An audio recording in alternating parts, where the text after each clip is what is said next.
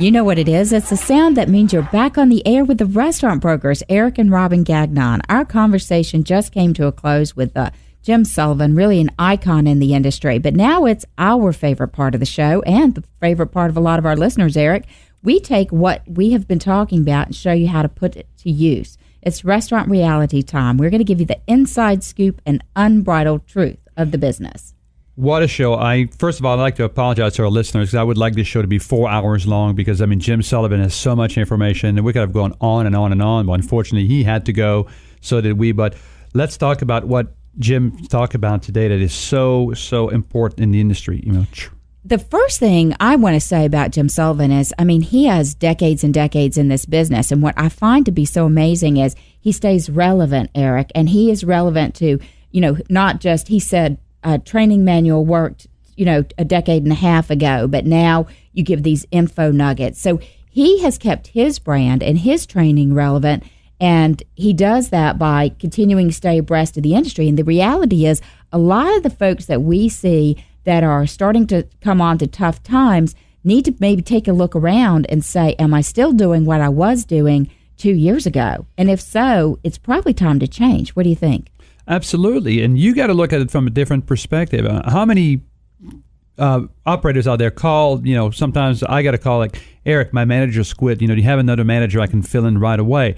And if you listen to Jim today, training is such a critical part of this business. You develop your people. You have to have a bench to be successful with it's one location or multiple location. Actually, Jim mentioned today, one of the reasons a lot of guys that try to grow too fast, they don't have enough depth on the bench, and that's very important. So wouldn't that be nice for you if you spend 2 minutes a day, one of Jim's recommendation today, twice a day, 7 days a week, to train your team, and then when your manager decides to quit to do something different, you have somebody on the bench and say, hey, Mr. or Mrs. X, Y, or Z, congratulations, this is now your chance. You are ready to take over. You don't have to worry about, who is going to be my next manager, or what did he say? Hurry, hire, Robin? Yes, I love that, because that, unfortunately, that's what a lot of us do. You start calling around. You call Eric, call Robin.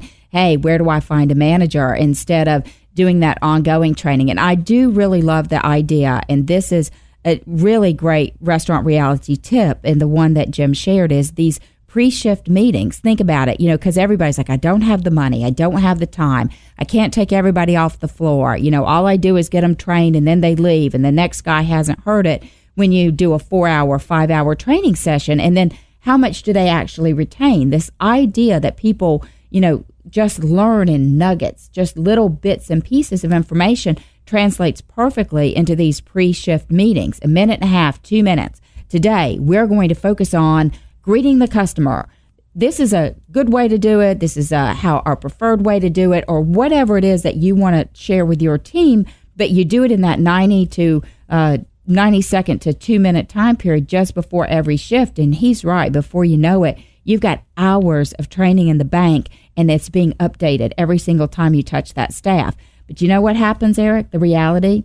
Everybody starts out with a great idea. That is a great idea. I'm going to take it. Jim Sullivan said to do this. Eric and Robin are right. I'm going to do it. And, we go a week, happens. Next day, the food truck delivery's in the back. There's a problem with the order. They need a check. Hey, and you get pulled away, and that discipline stops.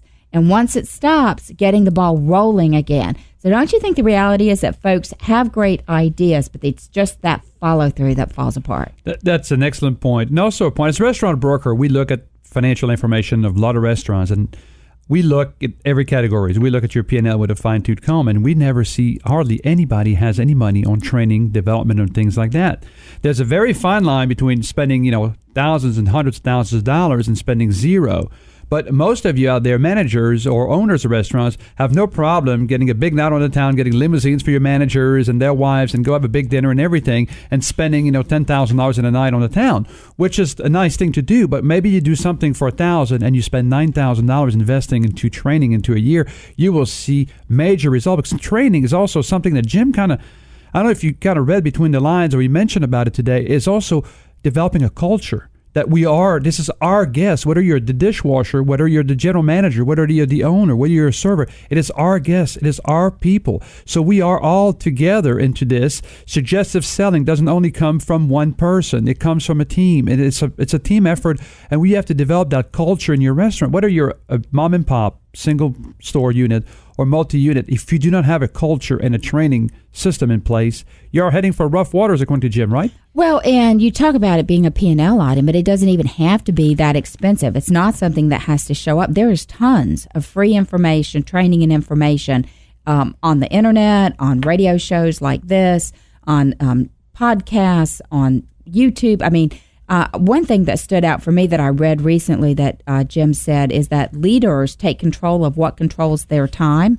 So they focus on being effective, not efficient. And this is the key. They regularly read industry and non-industry business books, blogs, and interviews. So in his mind, and he always comes out with these little nuggets, not all readers are leaders, but all leaders are readers. So a lot of that training that you need or that you think is going to cost a lot of money or take a lot of time means you do exactly what you do, Eric, every single morning. You sit down, and as you have breakfast, you're reading Nation's Restaurant News. We're getting into our inbox every single day, countless of electronic messages. If anything's happening in the IFA, if it's happening in the restaurant world, we're reading our Twitter feed, and we're also reading the nuggets that come out from all the different newspapers and online publications, and we're seeing what's happening in the industry. And that's all free.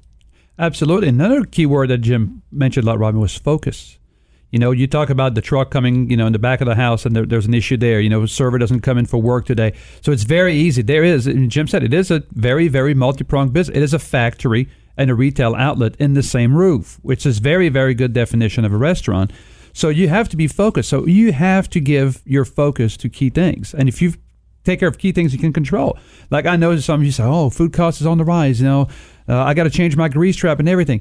There's not a whole lot you can do. You got to abide with the laws and pay what it is that for the current market. So you have to focus on things you can control. Training, developing your staff, building a culture in your restaurant. You have 100% control over these items. Like Robin said, there's very little cost involved. If you want to, you can try to get some fresh ideas. And that will ensure probably a better guest experience, probably a better meal, and also return customers, which means more dollars in your pocket at the end.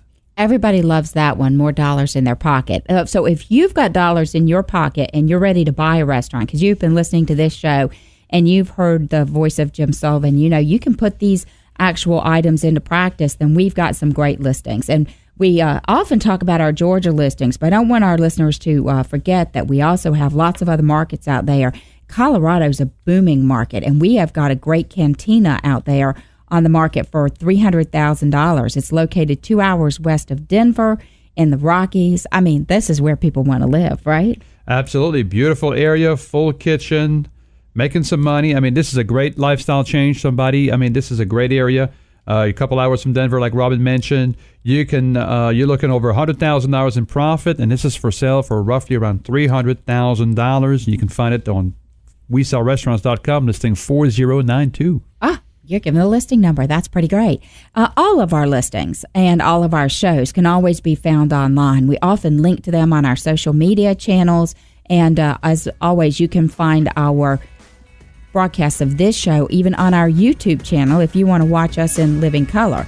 We want to thank one of our sponsors, today's restaurant, the Food Service Industry Newspaper. They are the trade newspaper for the industry in Georgia and Florida.